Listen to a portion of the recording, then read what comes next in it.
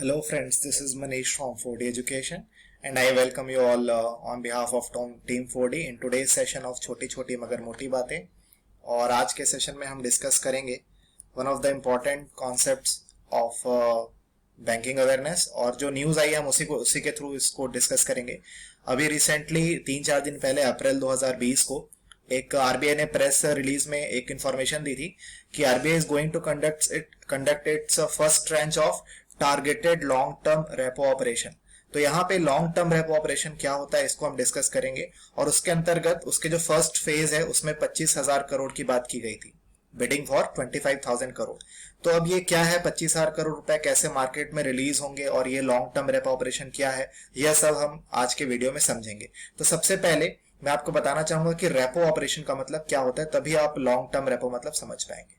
तो देखिए, बैंक का काम क्या होता है, जो भी पैसा हम जमा करते हैं या सेविंग अकाउंट के फॉर्म में या फिर एफडी के फॉर्म पे या फिर रिकरिंग डिपॉजिट के फॉर्म पे, जो भी हम आइडियल मनी अपना जमा करते हैं बैंक में, बैंक यही पैसा लोन के तौर पे घुमा देता है।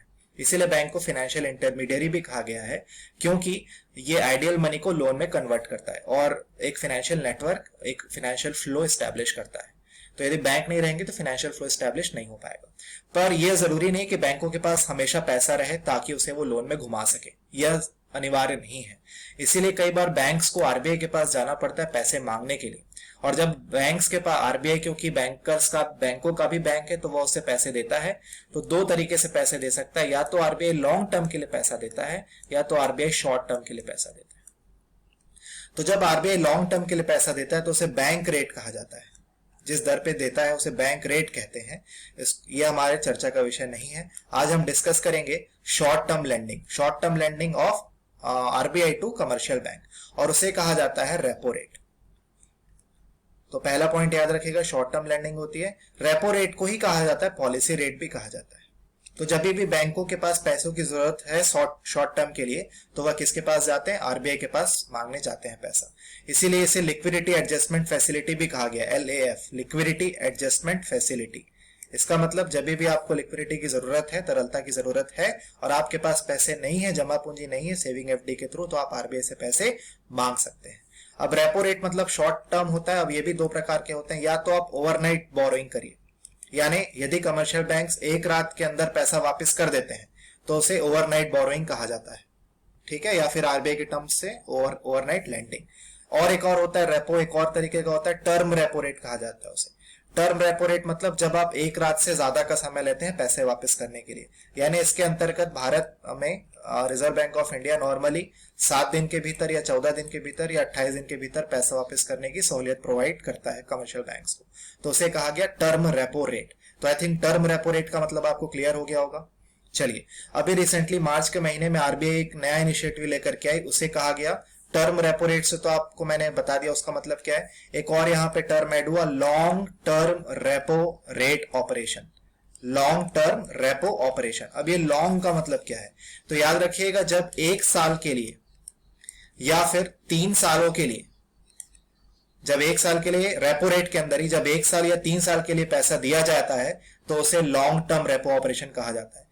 तो रेपो हम लोगों ने क्या क्या पढ़ा, एक ओवरनाइट लेंडिंग पढ़ लिया हमने, एक टर्म पढ़ लिया, और एक क्या पढ़ा हमने, long term repo operation, LTRO। तो ये अभी रिसेंटली इंट्रोड्यूस किया गया।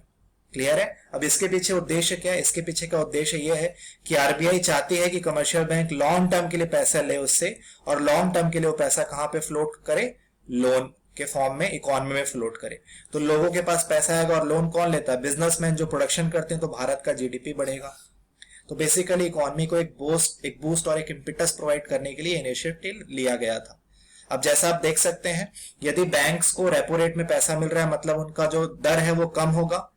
तो इसीलिए हम यहाँ पे क्या कहते हैं कि इट विल रिड्यूस। जैसा आप इससे फायदा क्या होगा कि आरबीआई एंश्योर दैट बैंक्स का जो मार्जिनल कॉस्ट ऑफ फंड है वो कम हो जाएगा। तो कॉस्ट ऑफ फंड मतलब जिस दर पे वह पैसा उधार लेते हैं वो रिड्यूस हो जाएगा।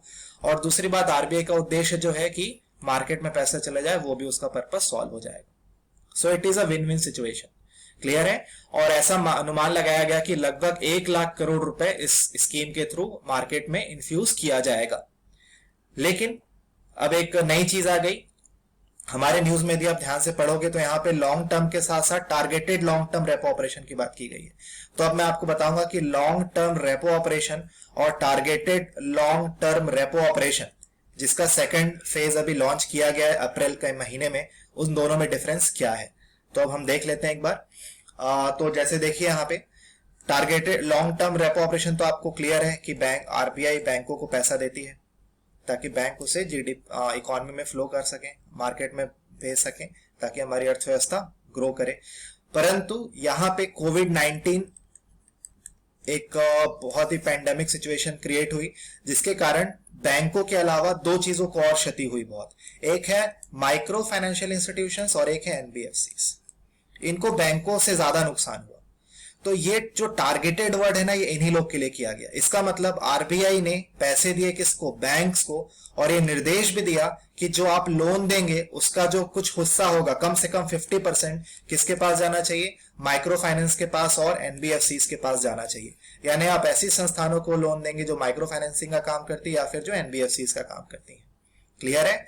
अब आप यहां पे देख सकते हैं, in order to channel liquidity to small and medium size corporates including NBFCs and micro finance institution that has been impacted by कोविड-19, the LTRO targeted long term repo operation 2 has been initiated. और इसमें कितने साल की अवधि दी गई? 3 सालों की। हाँ, एक चीज मैं आपको और बताना चाहूंगा, रेपो रेट में जब बैंक्स पैसा लेती हैं आरबीआई से, जब आरबीआई से, कमर्शियल बैंक से जब आरबीआई से पैसा लेती हैं रेपो रेट में, तो पैसा तो ले लेंगी, परंतु उन्हें बदले में कुछ गिरवी रखना पड़ेगा, कुछ कोलेटरल रखना पड़ेगा। तो कोलेटरल क्या होता है? Government security. अब यहाँ पे जो गवर्नमेंट सिक्योरिटी, उसकी मैच्योरिटी पीरियड कितने साल की बोली गई है? 3 या 1 साल की। इसीलिए यहाँ पे लैंडिंग का जो टेन्योर है वो 3 साल या 1 साल का डिसाइड हुआ है। परंतु टारगेटेड में कितना साल दिया गया? 3 साल की अवधि दी गई है। और कितने कॉर्पस की बात की गई? कितना पैसा फ्लोट किया जाएगा? 50,000 करोड़ रुपए दिए जाएंगे चरणबद्ध तरीके से, एक एक कुछ कुछ करके, एक साथ नहीं। क्लियर है? इसीलिए अप्रोप्रिएट साइजेस का वर्ड यूज किया गया है। अब चलिए मैं आपको बता दूं कि क्या कंडीशन है। तो देखिए, जैसा आप यहाँ देख सकते हैं, targeted long term repo operation will be diploid and investment in grade bonds. ठीक है? एटलीस्ट 50, हाँ ये वाला पॉइंट इंपॉर्टेंट है, at least 50% of the total funds जो आरबीआई ने किसको दिए? बैंक्स को दिए, उसका कम से कम 50% कहां का इन्वेस्ट होना चाहिए? 10% कहां होगा? माइक्रो फाइनेंस में, इंस्टीट्यूशंस में। 15% कहां इन्वेस्ट करना पड़ेगा उनको? ऐसे एनबीएफसी जिनका एसेट्स जो साइज है वह 500 करोड़ है, और 25% ऐसे एनबीएफसी जिनका जो एसेट साइज है वो 500 से 5,000 करोड़ है। यानी आप देख सकते हैं कि हमने कम से कम 50% जो भी पैसा बैंकों ने लिया, उसका कम से कम 50% कहां टारगेट कर दिया? माइक्रो फाइनेंस और एनबीएफसीज में। अब एनबीएफसीज को भी अलग अलग प्रकार से टारगेट किया गया। पहले छोटी एनबीएफसीज जिनका एसेट साइज जो है वो 500 करोड़ है, और फिर थोड़ी बड़ी एनबीएफसीज जिनका एसेट साइज 500 से 5,000 करोड़ है। ठीक है? So it is basically an initiative by RBI to provide an impetus to the economy, जो बहुत ही स्लो डाउन हो चुकी है बहुत सारे कारणों से, and one of the major reason is कोविड-19। ओके, अब एक बार फिर आप न्यूज को पढ़ेंगे तो आपको और अच्छे से क्लियरिटी हो जाएगी। अब तो देख सकते हैं आप, reserve bank of India conducted the first process, the first tranche of targeted long term repo operation for a notified amount of 25,000 crore. तो आपसे पूछा जा सकता है कि ट्रेंच 1 में कितना रिलीज किया गया, तो मार्केट में कितने की बिडिंग हुई, यानी आरबीआई ने कितने के लोन ऑफर किए कमर्शियल बैंक्स को? 25,000 करोड़। और आपको कितने साल की सिक्योरिटी जमा करनी है? 3 साल की, यानी 3 साल का टेन्योर है आपके पास। क्लियर है? परंतु जैसा स्थिति बहुत ज्यादा गंभीर है, इसीलिए उस बिडिंग में 25,000 करोड़ के फ्लो नहीं कर पाई आरबीआई, क्योंकि उतना डिमांड ही नहीं किया बैंकों ने। केवल कितना रुपए फ्लो हो पाया? 12,850 करोड़। यानी आप देख सकते हो बिडिंग का लगभग 50%।